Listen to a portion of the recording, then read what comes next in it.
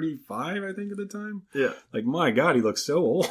Because that was, so 83, right? That movie was what, 98?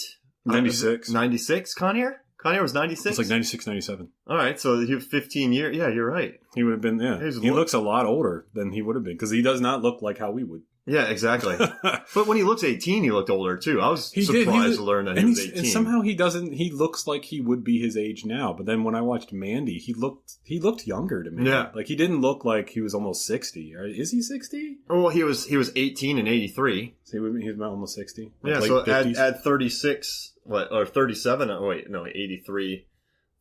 I don't want to do math, man. 37. We'll just say like late 50s. Yeah, middle 50s, it's 55. Yeah, it's at least 30 years, so that's definitely at least almost 50. So. Hey, we're good at math, guys. Don't worry about that, all right? We know math. My English ain't so good either. Yeah. So, so I don't know.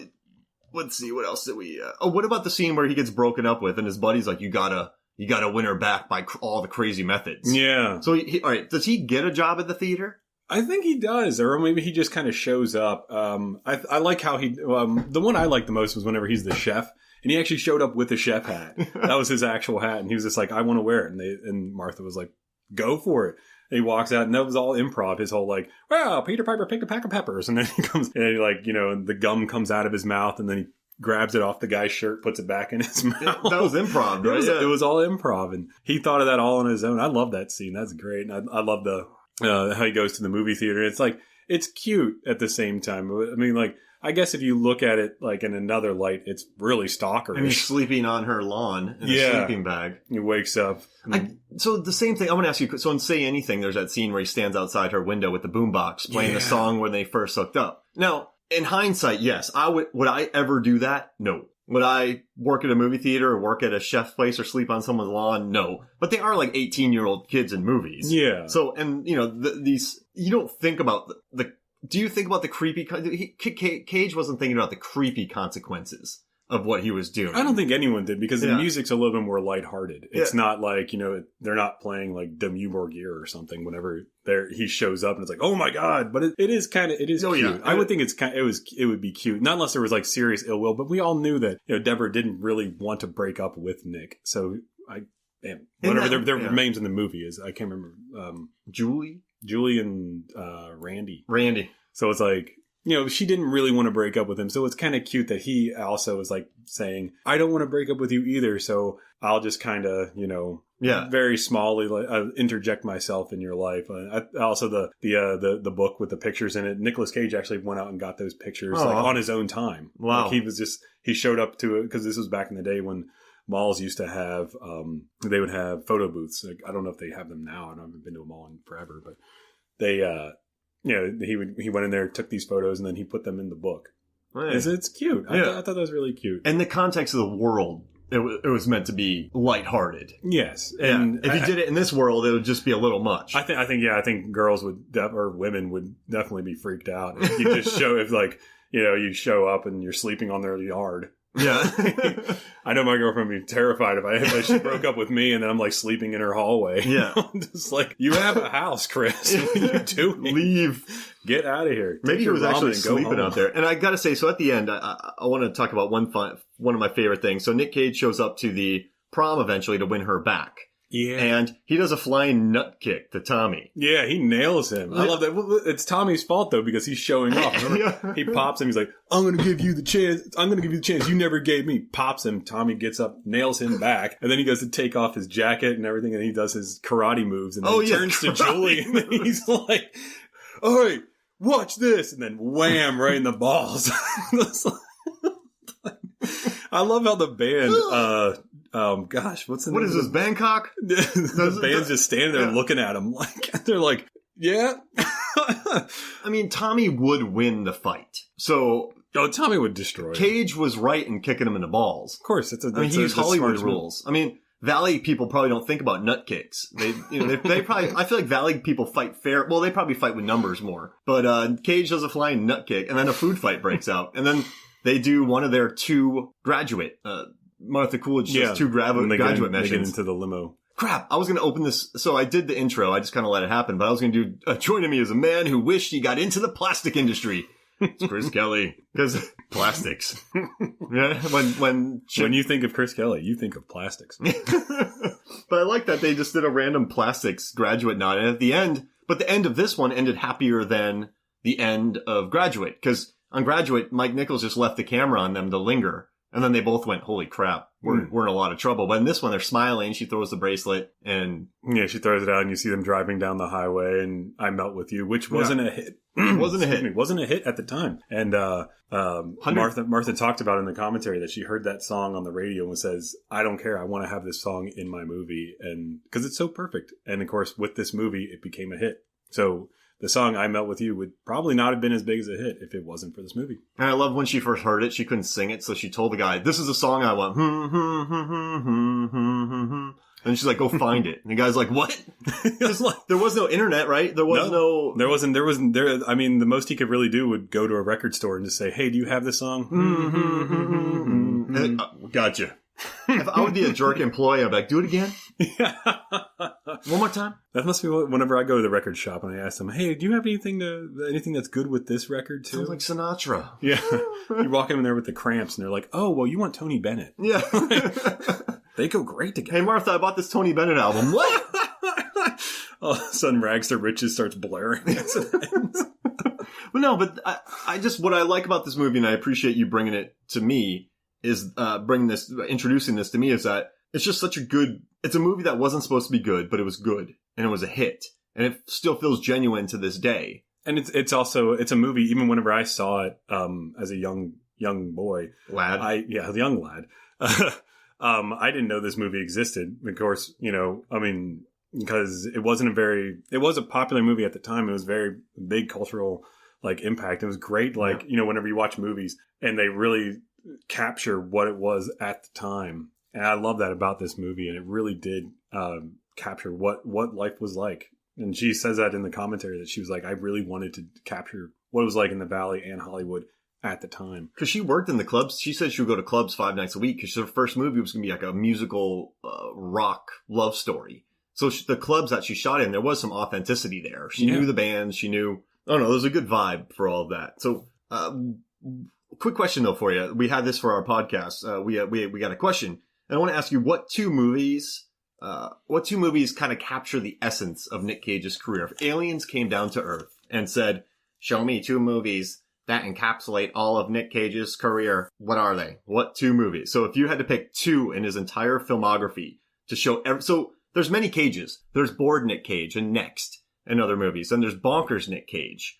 And everything made after 2007. And then, well, no, but or 2000, yeah. He did Adaptation. He was nominated for an Oscar for that in the 2000, yeah. There's Alcoholic Nick Cage, which was Leaving Las Vegas. That's right. And then there's Mandy, which is just Nick Cage, his manic acting used really well. There's Joe by David Gordon Green. That's burly Nick Cage, used really well. So it's like he's a really good actor. Yeah. I think that in recent times he got a bum rap because, we all remember The Wicker Man. And he needs to make money. That's why he kept making all these movies. Yeah, did you read about that? He dropped $2 million on a Tyrannosaurus Rex skull? Exactly. And his son is a death metal musician, so I guess he's look up photos of him. He looks like a buff Marilyn Manson. Really? Yeah.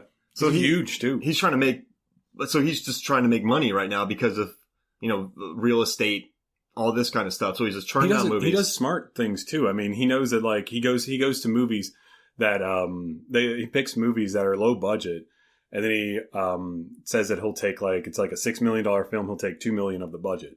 And it's like that. I know it sounds shitty to do, but 15 days. Exactly. It sounds like you're kind of shitting on people, but at the same time, he knows that if he does that, that movie will then sell for at least 15, 20 million. So it's they don't really mind giving him a third of the budget because it's we're going to get it back anyways because it has Nicolas Cage in it. Yeah, even his bad movies sell. He was in 2 good movies this year, or 2018, Mom and Dad.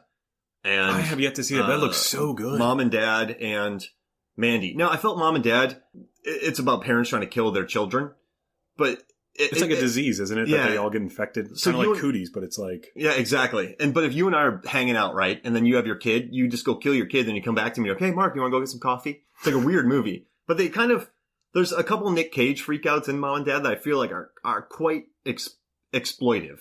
they don't feel organic to his freakouts. Like they told him, hey, we need you to go full Nick Cage in this scene. Yeah, and there wasn't much context for it, so it just felt it felt exploitative. But Mandy, when he does lose it, I mean, there's a reason to lose it. Oh my God. I saw that movie and I was like, when I saw that movie eventually, cause it took me forever to eventually get into it because it's such an incredibly slow burn of a film. And then when it does hit, it hits and it's hard. And it's like waiting for a wave and then the wave comes, it's like a tidal wave. Yeah. You're like sitting at the beach waiting on a wave. And then all of a sudden one the size of like, of like the Statue of Liberty comes flying at you. It's like, whoa. Yeah. But yeah, I loved it. I love the way he acted in it. And it's just like the more ridiculous it gets, it's like the guy pulls out a chainsaw. Now he has a chainsaw. And it's chainsaw. Like, what is going on? Naked monologues. I liked in your the previous podcast, it was like the best use of a non-Cenobite as a Cenobite. Yeah. I burst out laughing when I heard that. Those I was things like, were crazy. That was perfect. I loved it. And the whole hippie cult thing. Yeah. So crazy. But they used him so well, right? They used him perfectly. Yeah. Perfectly used. And it's like, well, they would use, you would need a Nicolas Cage type of acting caliber for that film because it's like, I don't know, could you see Heath Ledger doing that? Or Jake Gyllenhaal? But if you want to do an older actor, who would you need? Like Tom Wopat? I don't think so. Keanu Reeves? Not Keanu. Not Keanu. Oof, remember that? But why are you doing this? See? No. But I can't. I cannot. That movie comes to a screeching halt to me every time. I love the beginning of that movie, and I love the cinematography, and I love Keanu's acting in the beginning of it. But then whenever they're like, what's the phrase? 15 get you 20. I was like, oh, there is no way I believe that these two women are like, she looks like she's 30 because, she was 30 when she made it. It's like, mad props to Eli Roth for having a gorgeous wife, but come on, man. Yeah, that was a little much. It's like, come on. But so, Nick Cage's 4 favorite movies that he has done are Bad Lieutenant. Yeah, that's a great one. Vampire's Kiss, Leaving Las Vegas, and Face Off. So those are his 4 favorite movies that he's done. And I looked at his filmography and I picked these 2. Adaptation. Great movie. Oscar nominated, plays 2 roles. There's absurdity. There's him flop sweating. There's enough of his quirk in it.